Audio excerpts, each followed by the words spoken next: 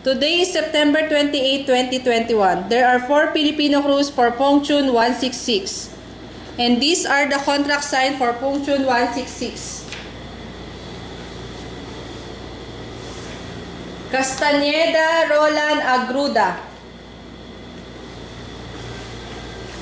Francisco Pablo Pintoy. Baita Herbert Bocalbos. Hintapan Peter Claro.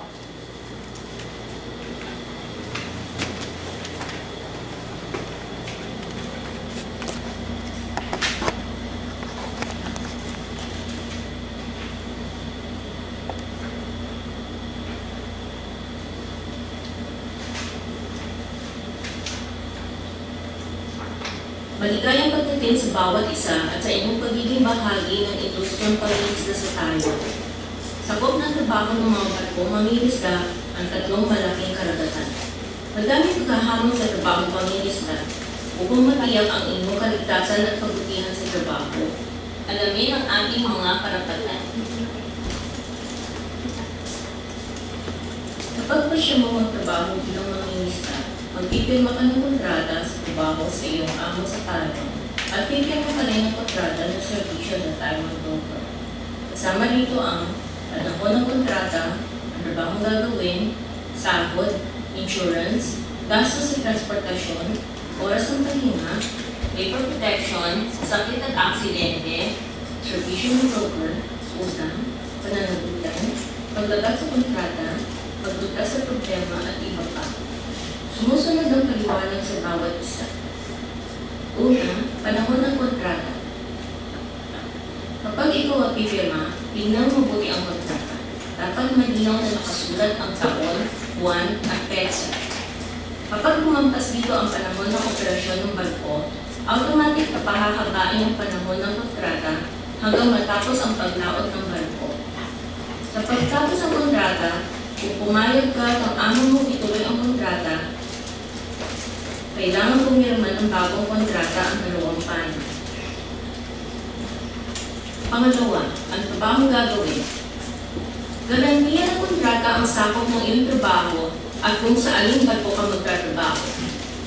Kapag hindi ka pumayag o hindi pa naaayos ang transfer ayon sa patakaran, walang makakapagpilit sa iyong lumipat ng trabaho sa ibang barko. Pangatlo, sahod. Bukod sa pagbigay ng amo ng iyong pagkain sa barko, dapat ding ibigay ang sahod sa paraang napagkasunduan ninyo. Maaaring ibigay sa iyo ang halaga ng buong sahod o ipadala ang bahagi ng iyong sahod sa pamilya mo. Sahod at may regular bonus. Hindi bababa sa $450 bawat buwan.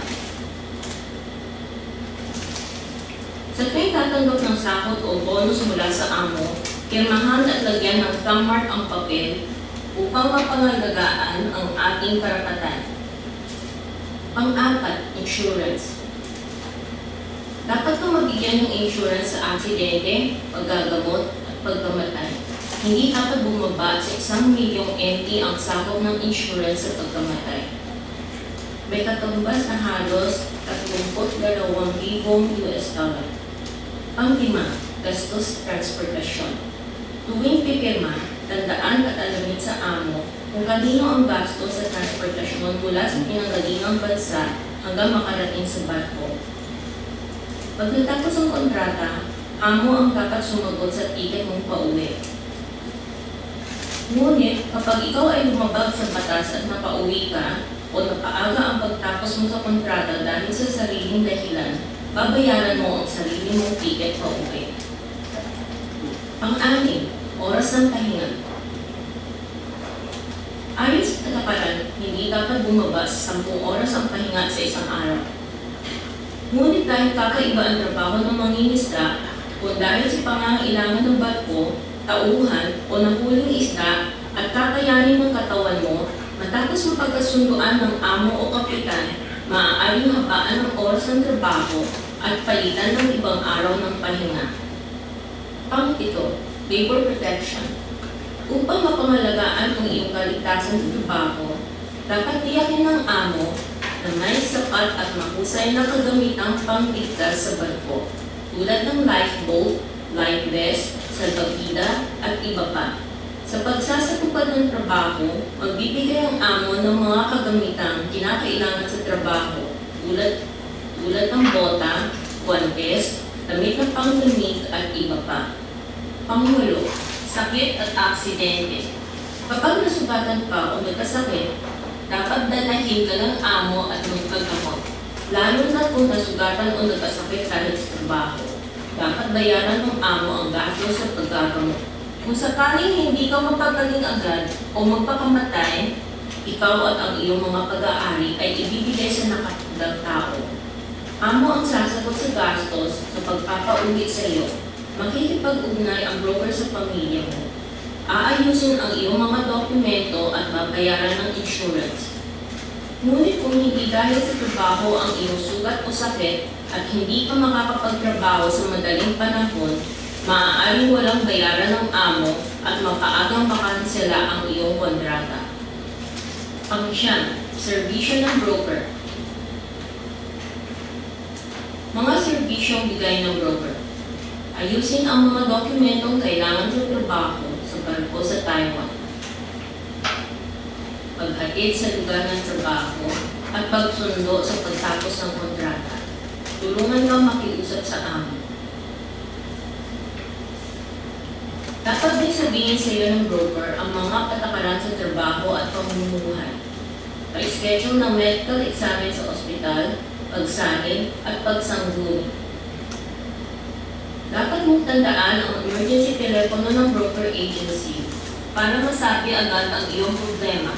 Sa kontratang pinirmahan mo at broker, nakasulat ang halaga ng dapat bayaran sa pagproseso ng papeles, medical exam, at iba pa.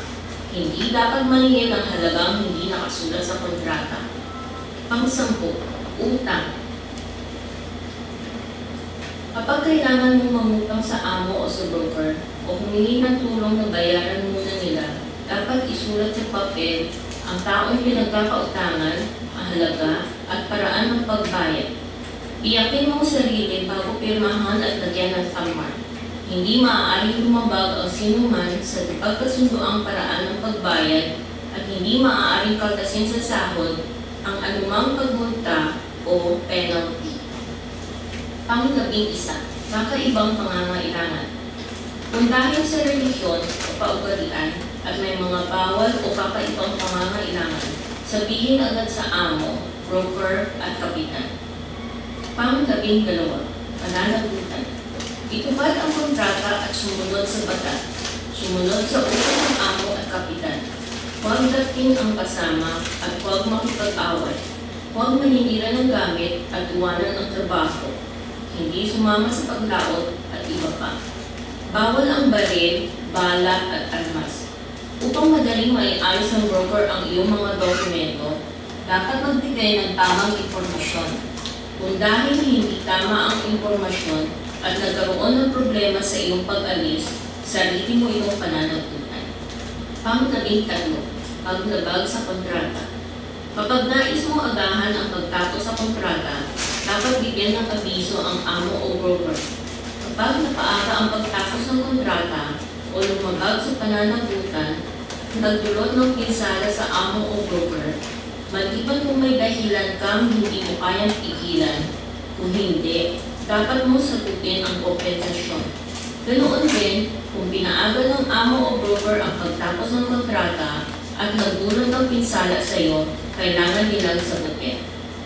Pang-14, kontrata.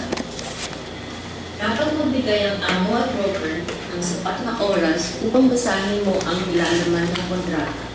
Matapos mong maunawaan ang iyong mga karapatan at pananagutan, pagpipirma ng kontrata sa amo sa Taiwan at isang kontrata sa serbisyo ng broker sa Taiwan.